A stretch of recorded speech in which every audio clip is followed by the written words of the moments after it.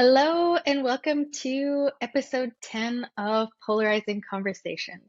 This will be our final episode for season one, and I'm super excited to welcome Michelle Brass as our guest today. I met Michelle at a conference in Puerto Rico, of all places. We met at an airport through a mutual friend that we had connected through a program that we're all kind of involved with. And I'll tell you a little bit about Michelle before I welcome her to the floor. So she's a speaker, writer, health and wellness coach who's deeply committed to the health and well-being of Indigenous peoples and communities. And she's the creator of the SHAWL Program, which she might tell us a bit about today. And one thing that I find interesting in her bio is that over the last decade, she's deepened her relationship to her ancestral foods, which for me, like I really like cooking and food and sustainable food. And that's something that I'm particularly interested in. And I think we'll, based on our like pre-conversation, just we were talking a bit about relationship with land. So I think that might be something interesting that we dive into today. And she's a proud member of the Yellow Quill First Nation and resides in Treaty 4 territory in Saskatchewan in Canada. And with that, I'll welcome you to the podcast, Michelle. Wonderful. Thank you, Vanessa. Thanks for having me be here. Yeah, so for our guiding question today, we had talked about something along the lines of, what makes reconciliation such a difficult thing to talk about? Sure. It is such a vast concept. It's simple yet so complex. And I think that what makes it difficult to discuss in Canada in a meaningful way is really when you get right down to the root of it, what does it really mean? I think defining the question of what does reconciliation mean is vital to this conversation. And it means different things to different people.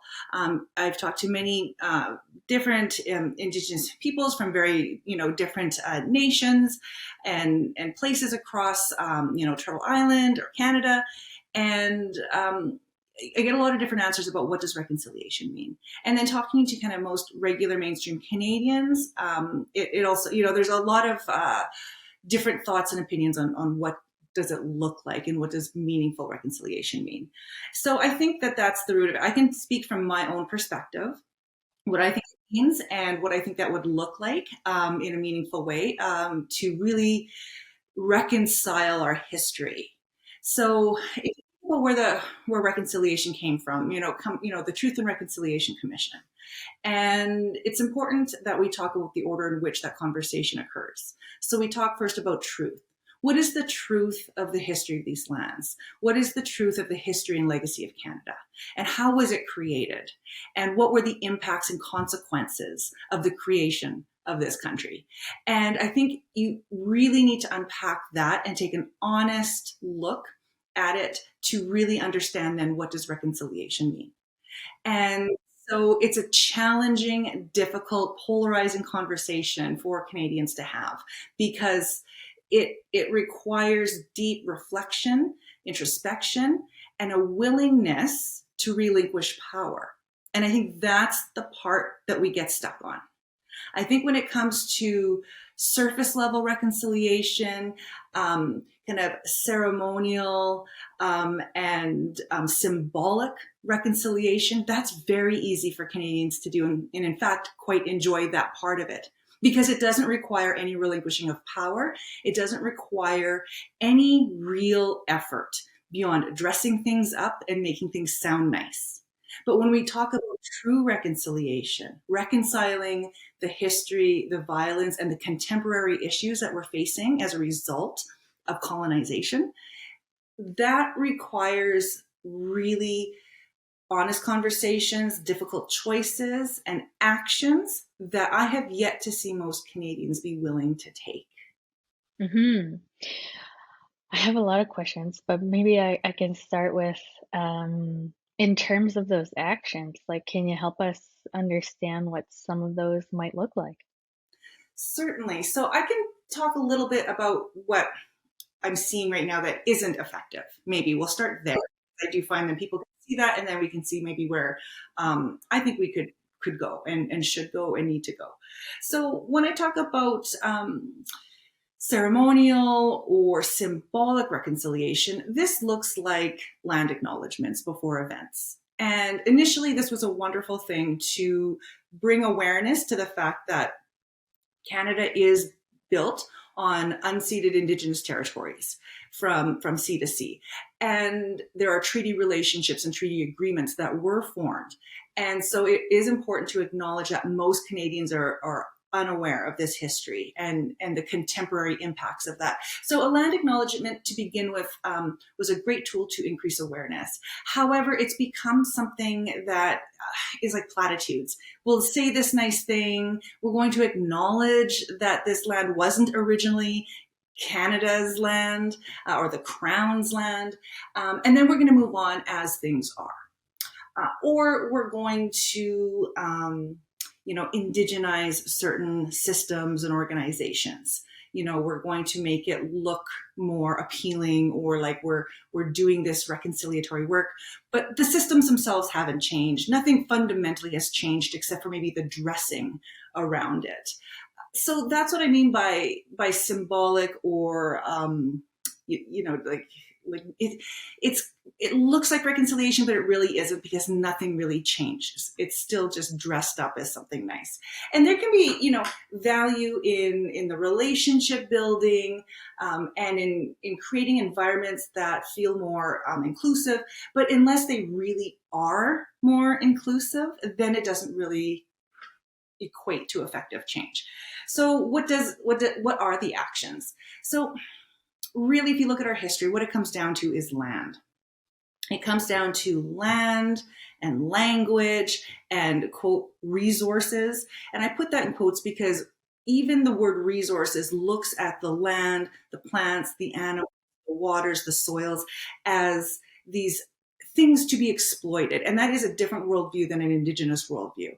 And I'm also using Indigenous as a very broad definition because, of course, that varies from region to region and group to group. We're not, one vast Indigenous group, very, very many different nations that I'm discussing here. But from a broad perspective, essentially, we're looking at different worldviews. And that's what makes the idea of reconciliation so polarizing and difficult to discuss, because what it comes down to is a complete, we're on different ends of the spectrum when it comes to values and worldviews.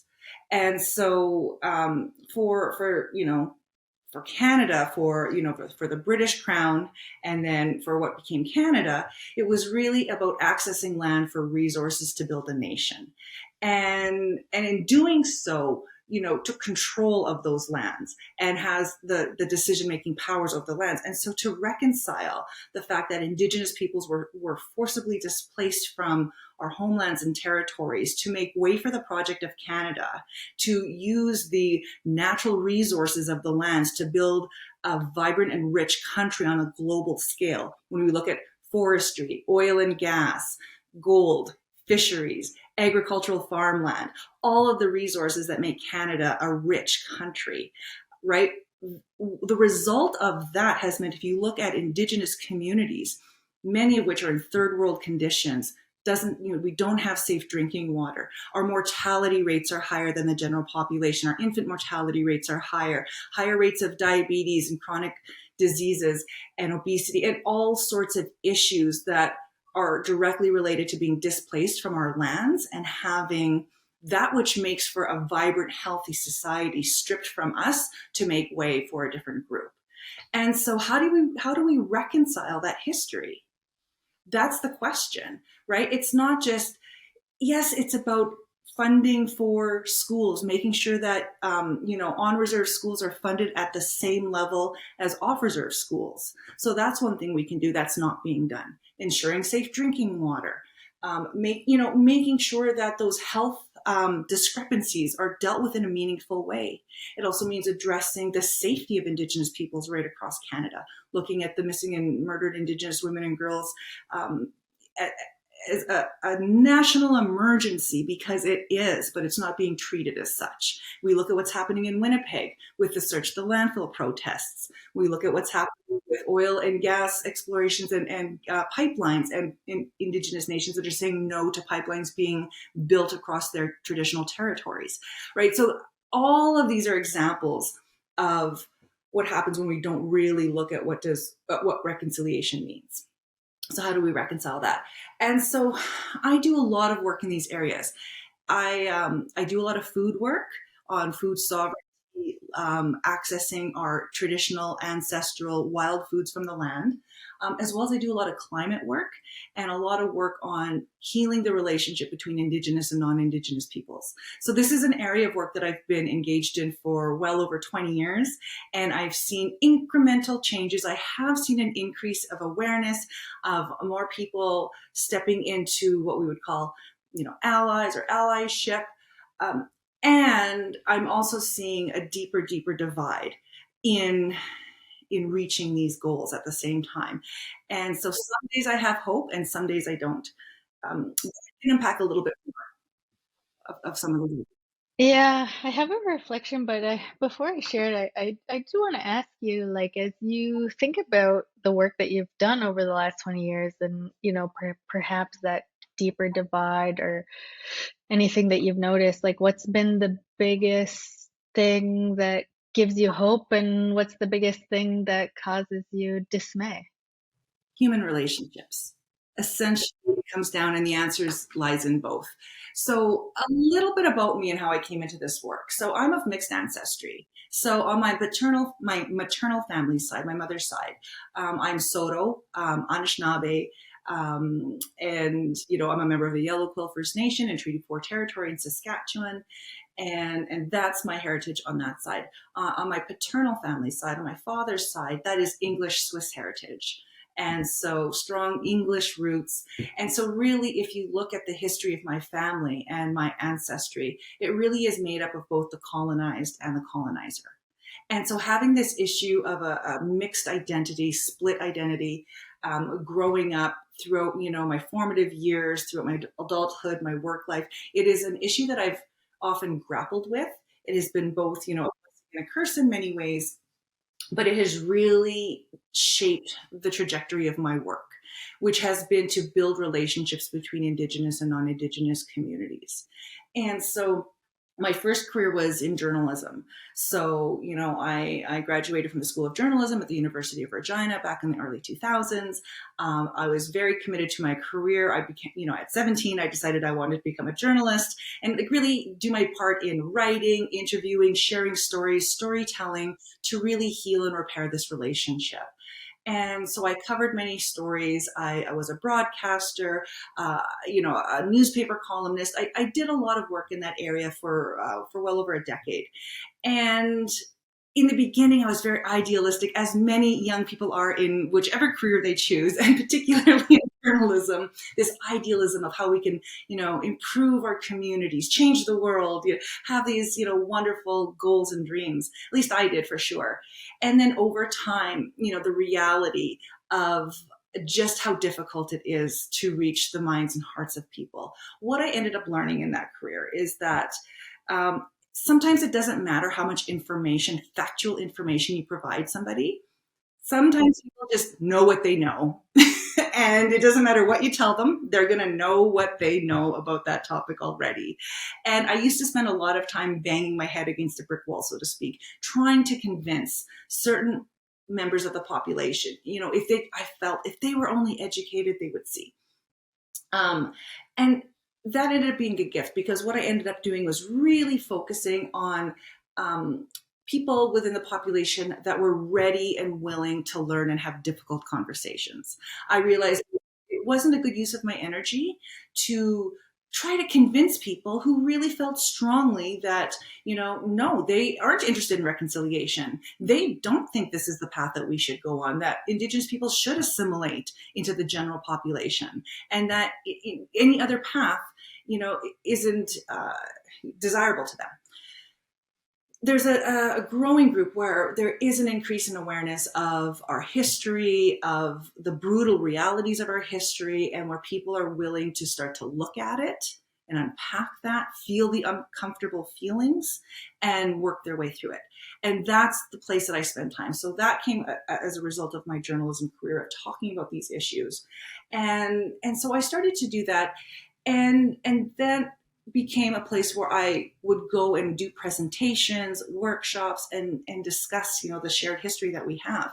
And really, a lot of times it was, looked at as Indigenous history, but it's not. This is Canadian history. This is Canadian worldviews, how Canadians saw the land, the way that they wanted to take, access of this land and impose, their worldview, their governance structures over these lands. And so that's what it really is. So sometimes it's really about wording. It's not just semantics. It's really about being very specific in our word choices so that we're talking about the truth of the matter. And so I really feel that that is an important place, and that's where I commit a lot of my work to. And so I do work in areas with an organization called Indigenous Climate Action. I've sat on their board, most recently their board or their executive steering committee and their steering committee over the course of it's been around for 6 years now. And there's a lot of work on addressing climate issues from an Indigenous perspective. And of course, we're doing that within a global context. We're doing that within a national context of how are decisions being made, at municipal, federal, provincial, global levels to make decisions. And so really, again, it's about reconciling different worldviews and what needs to be done. So there's a lot of these conversations happening within the climate circles. I'm also involved with an organization in Treaty 4 and Treaty 6 territories, mainly in Saskatchewan, called the Treaty Land Sharing Network. And this is a great example of what reconciliation can look like.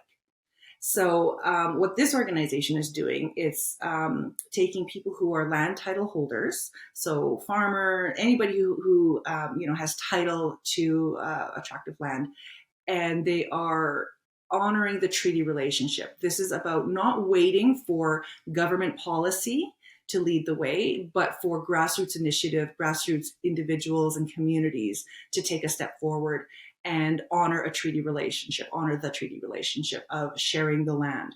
And so they've opened up their land to Indigenous land users to come and access the land as was intended by the treaties. And this came as a result of the Gerald Stanley verdict a number of years ago. I'm not sure if you're familiar with that. It was very big news in Saskatchewan. And basically, in a nutshell, it's much more nuanced. In a nutshell, there was a young man named Colton Bushy, who was 22, who was shot in the back of the head by Gerald Stanley, who is a Saskatchewan farmer. And, it was the issue was around trespassing. Were these young people trespassing onto the land? They had driven onto the farmers into the yard there was a flat tire. They had been swimming that afternoon. They got a flat tire, drove into the yard. This farmer felt that they were coming onto the land to steal. There was an altercation. There were gunshots. This young man died. There was a whole, a trial around it. In the end, Gerald Stanley was acquitted. There was a lot of problems with the RCMP investigation. There were a lot of questions around this whole issue. It was a high-profile case in this province. And this example is key to when we're talking about reconciliation as well, because again, we're talking about land use, access to land, different worldviews, a very acute and scary relationship between many Canadians and Indigenous peoples across the country. And in Saskatchewan, it was really,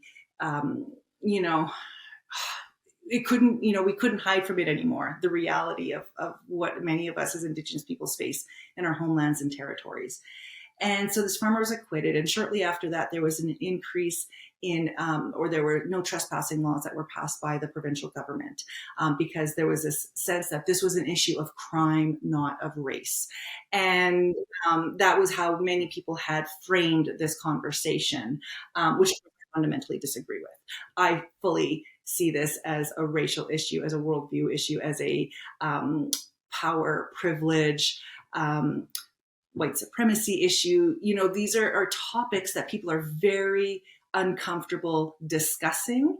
But again, when we talk about truth and reconciliation, we do need to talk about these specific types of issues about, what is white supremacy truly? What does that look like? How does that play out? Most Canadians are very uncomfortable with that conversation. So as a result of this this trial and the verdict, and the no trespassing laws, it really sent a chill through a lot of Indigenous peoples, to go and access our traditional lands for. I do a lot of food work, so for hunting, for berry and medicine picking, for gathering our traditional medicines, because we are losing access to lands at a rapid rate.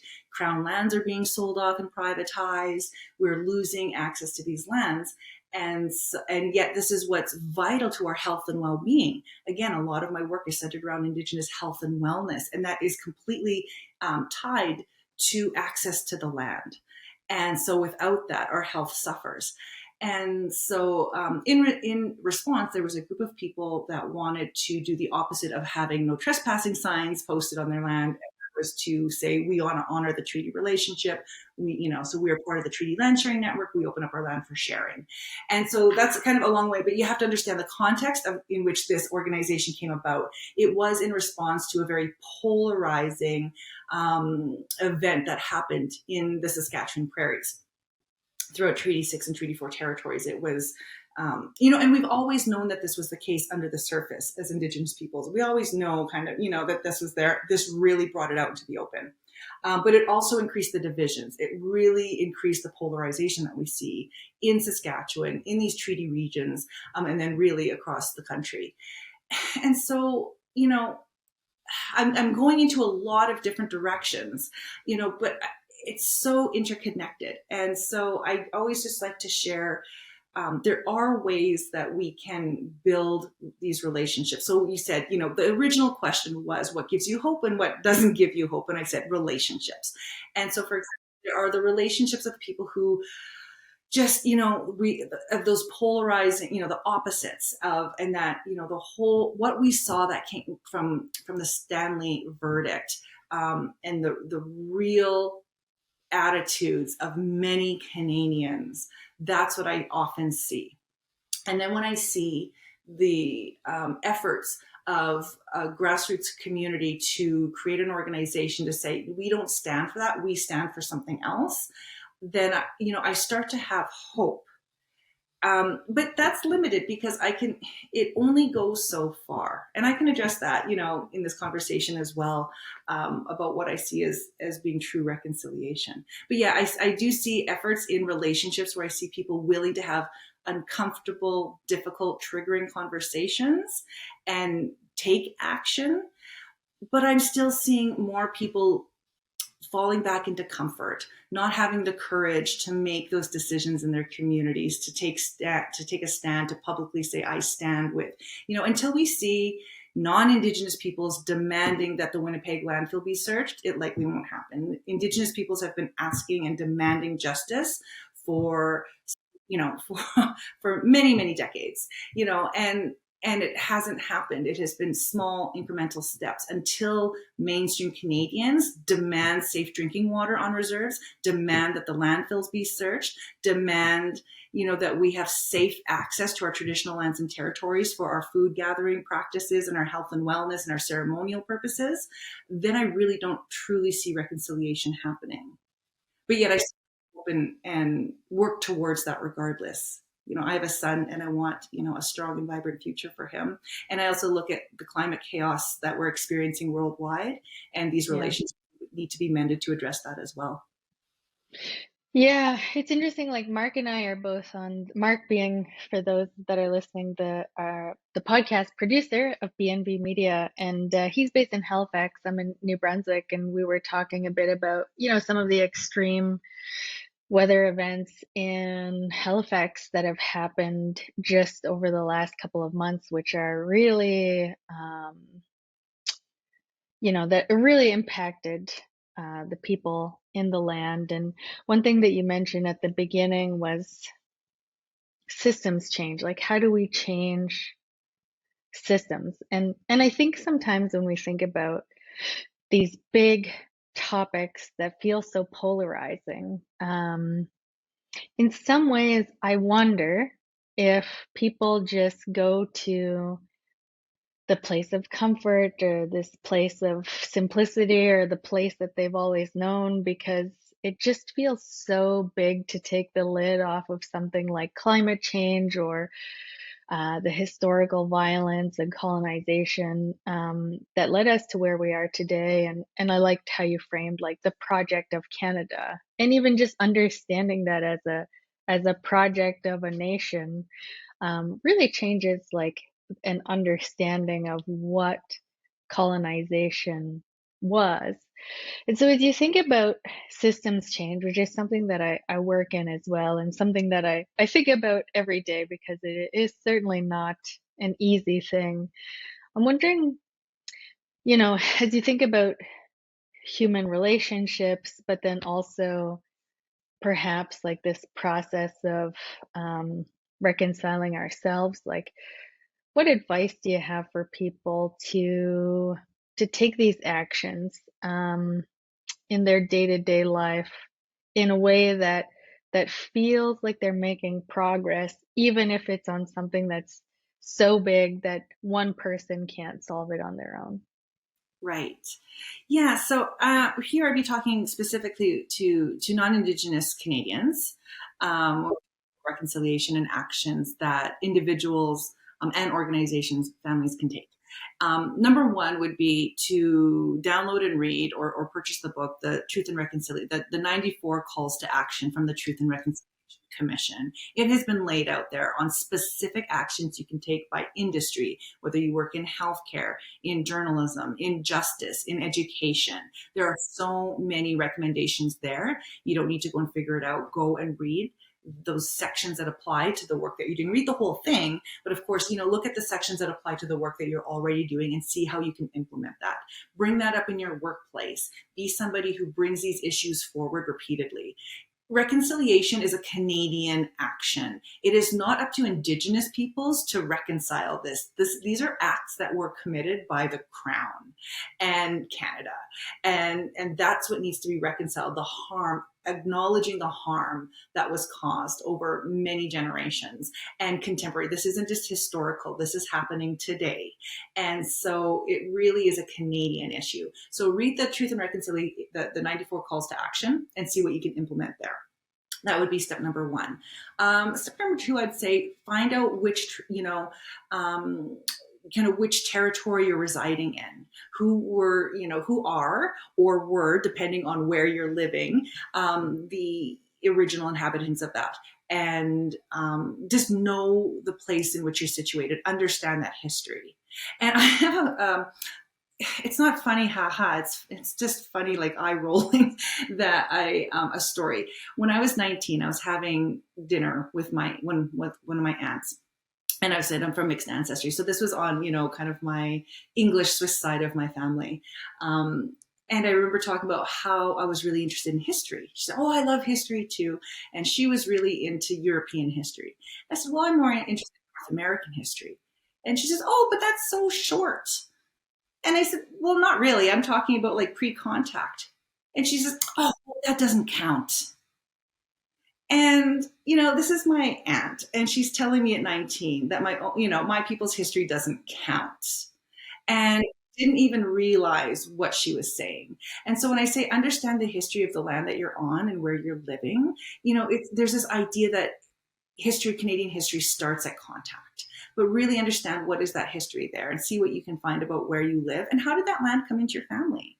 A lot of times that land was stolen, taken, and then, offered to European settlers, English, to come and settle the land for, agriculture and all sorts of other, purposes. So understand where you live and where, the history of that land. Another thing is support Indigenous organizations. So I mentioned one, Indigenous climate action. So especially for people who are really interested in taking action in the climate crisis, it is overwhelming. Support organizations that are doing grassroots work. So that is one. And that one, indigenousclimateaction.com is the website. So you can go to the website, and there are many ways to support. One is financial, making financial donations to make sure that the organization continue to operate. There are often many events. So promote the events, find out what's happening and promote them to your networks. And then go and support. And go and support and listen. That's another place is read Indigenous authors, read Indigenous writers, go to spaces, but listen. And one of the biggest mistakes that most people that want to enter these, ally circles, the mistake that's often made is that there's this idea of, I want to go and help. I want to go and help them. And I need you to check that assumption, because it's paternalistic. It's this assumption, it's unconscious often, it's this unconscious bias of, they're struggling, they need my help. And actually what we need is for people to get out of the way, for the barriers to be removed, because we know what we need, we know what's best for our communities, and we need help eliminating those barriers. And so going into these spaces in a humble way to listen and learn. And then this one's probably the most important, is to read about white fragility, read about white supremacy, because often it leads issues, racial issues are like, it was coined as the Indian problem across Canada, in historical texts. Or if we look at any kind of racialized issue, it's usually the non-white communities or organizations that are being examined. And I think it's really important to start looking at what, and white supremacy, I'm not talking about people that are extreme, cause, what we tend to think about when we think about, say, organizations like the KKK or cross-boarding and these awful, awful things. I mean, that's part of it. But really, when you look at white supremacy, it says that it's the default for everything. So when you look, say, across even the way Canada is built, it's from that worldview. It's the default. And so everybody else is expected to fit into that norm. And that's what we mean by supremacy, is that it's the one that is the default. And it's really about examining power. And so this goes back to the original question, what makes reconciliation so difficult to talk about? And it's that most times Canadians don't want to relinquish any power. So Canadians will say, yes, let's do reconciliation, but only up to the point that they're comfortable at. Once it reaches a point of discomfort where people have to relinquish power, then it's like, no, we don't want to do that. And that's where it stops. And that power could look like political power, but it could just look like decision-making power at the educational level, which is also political power. But I'm not talking about necessarily like federal government type. I'm talking about decision-making power. And that's where most Canadians are not quite well. They're not willing to relinquish that decision-making power to other groups to share that. We'll talk about being inclusive. Oh yes, we're going to include you, but we're going to include you into our systems. We're not going to dismantle our systems and find a way to mesh them, or to, look at what do your systems look like, and maybe we could uplift those. That's not the conversation that's happening. And I think that makes most Canadians very uncomfortable. And if it does, I would ask why. Why is that so uncomfortable to consider? And so even the Treaty Land Sharing Network, in the early days when people would sign on to the network, they'd say, yes, people can come and access the land, but I want to know exactly who it is, when they're coming, what they're doing, what they're taking from the land, what they're going to use it for. And it was, again, I make the decisions on this land. You can come and use it, but I'm going to decide whether you can or not, or whether your purposes adhere to my rules. And so we really had to unpack a lot of that with people who would sign up, saying, you know what, if you're going to share the land, you're going to share it. And then to say Indigenous peoples are welcome to use it as they see fit. Right. And so that was that little bit of relinquishing power. Right. And it's uncomfortable. And so these are the areas I have a vast interest in exploring, because I do find it fascinating. This is where the relationships come into play, and relationships to self, relationships to people that are different than us, have different worldviews. And I think the climate crisis is going to require this of us.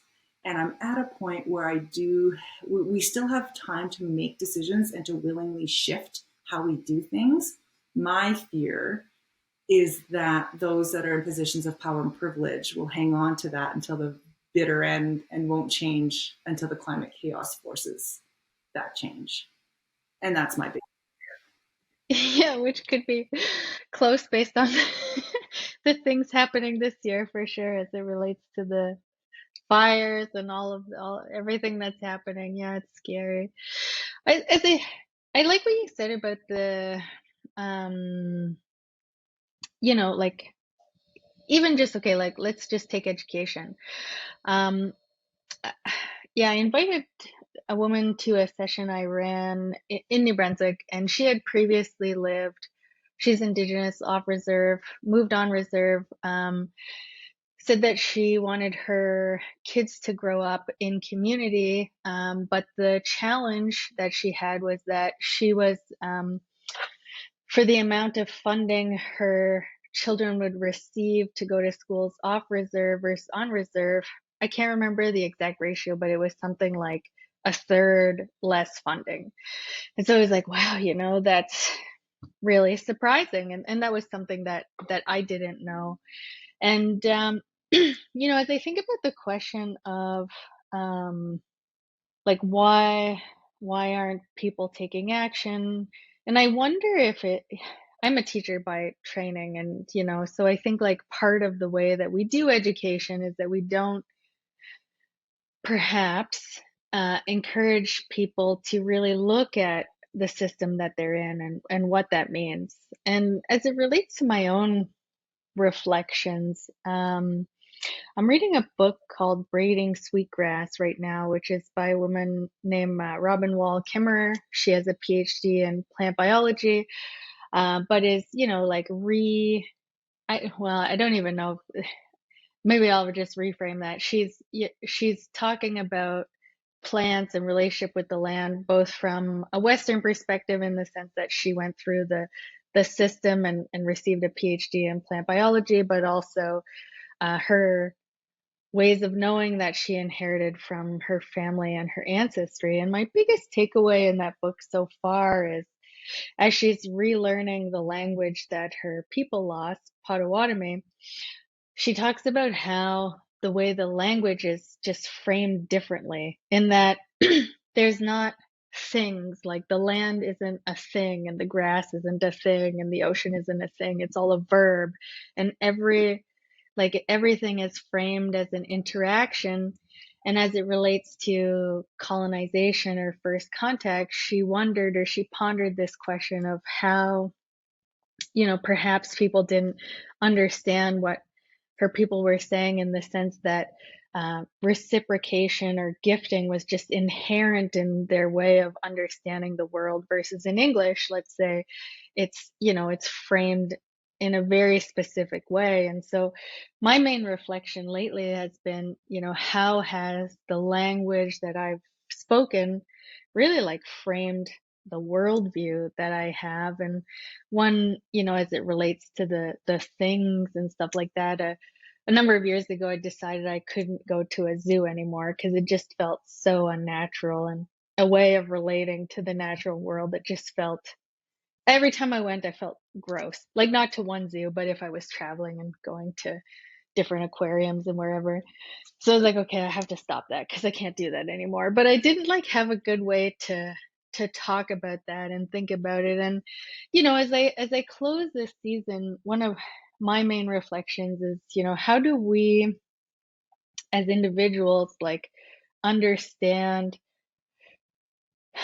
I guess, the story that we have about the world, and that it's not necessarily the truth, going back to your point about truth and reconciliation, and that there may be many truths. And you know how do we become curious about all of these other truths, knowing that we, as one person, can never understand the full magnitude of everything going on the earth, but how do we continue to move forward in a meaningful way? So perhaps as a closing question, um, as you think about any advice or any thoughts that you could give people as they embark on perhaps like an inner journey to become less polarized, what advice would you give them?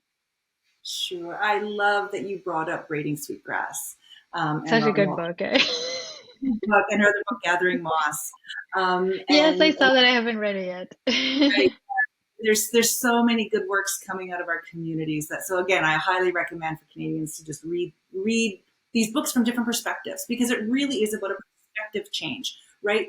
Seeing things differently. We're not going to reconcile or change anything doing the same things we've already done when you look at the history of colonization of these lands. So how can we do things differently? And that requires seeing the world differently, seeing our relationships differently, and all relationships. And so you mentioned, the I like to talk about, these relationships of reciprocity. So from an Indigenous worldview, when we look at our kinship systems, for example, it's not just our extended family systems, it's also our relationships with the plants, with the animals, with the waters, with all of these. These are all of our relations. This is what we mean when you hear Indigenous people say all our relations, because they are our kin. They are our brothers and sisters, and we treat them as such. And these relationships of reciprocity mean that, we have these ancient covenants, these agreements with the plant nations, with the various animal nations, that they would look after us if we looked after them. Like it was it was this agreement to live in this way together. And these aren't just myths; these are guiding principles. As Indigenous peoples from our various nations, many of us have, our creation stories, which come with the original instructions on how to live within these lands in a way that brings vibrant life to all. And so if we look at the history of colonization and capitalism on these lands and the relationships that have, been destroyed by these different worldviews, if we look at shifting that, there's so much vibrant potential there. And so we mentioned language too, right? If you look again, the English language of being like people, places, and things, as Yeah. opposed to the Soto or Yeah. Anishinaabe language, or the Mhm. Cree language, or other languages where these are relationships based on actions and relationships, and everything is Yeah. relational to another thing. And I think that that is where I'd like to see people start going when we talk about reconciliation. Yes, there's all the deep, hard work that needs to be done, but the other things is to really start to deepen that relationship to our lands, to different peoples as well. And this is something that I do. Actually, I have a program that I've developed. We mentioned that at the beginning, the Mhm. SHAWL program. And SHAWL is an acronym for Sustainable Health and Wellness Leaders. And basically, it's a program that is about health and healing for people and the planet.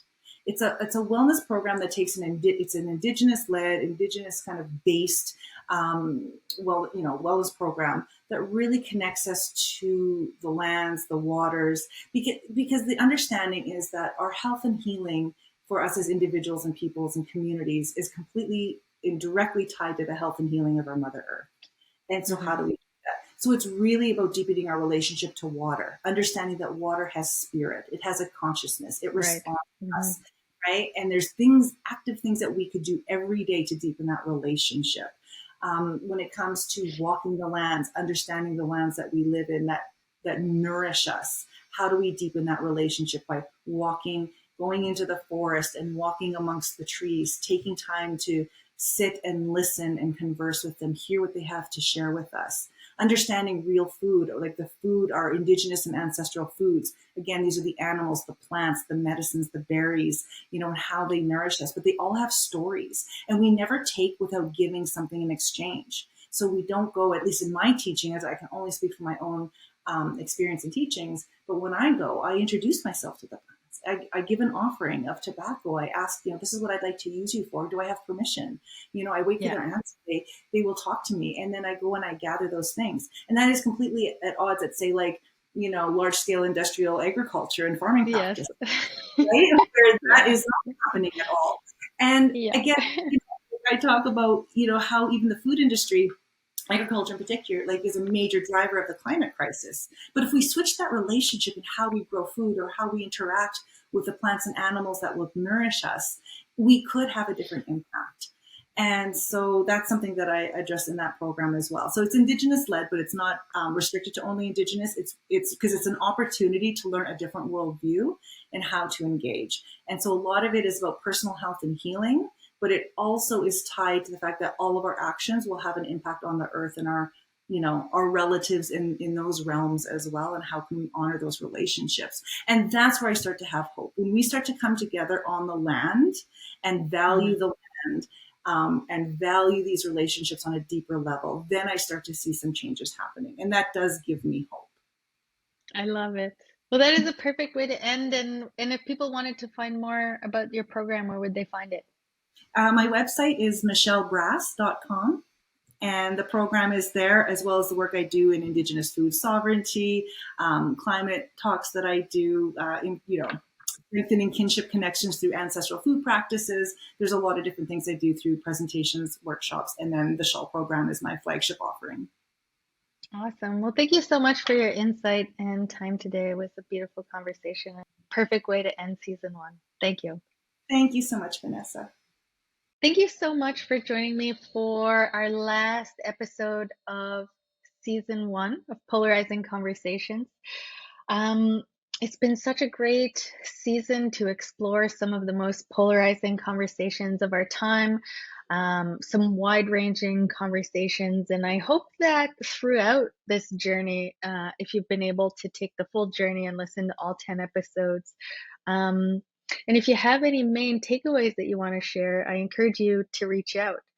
We'll be looking to do season two in late fall, and I hope that you'll join us for the journey. As always, you can subscribe on any platform that you get your podcasts, and our website is www.polarizingconversations.com.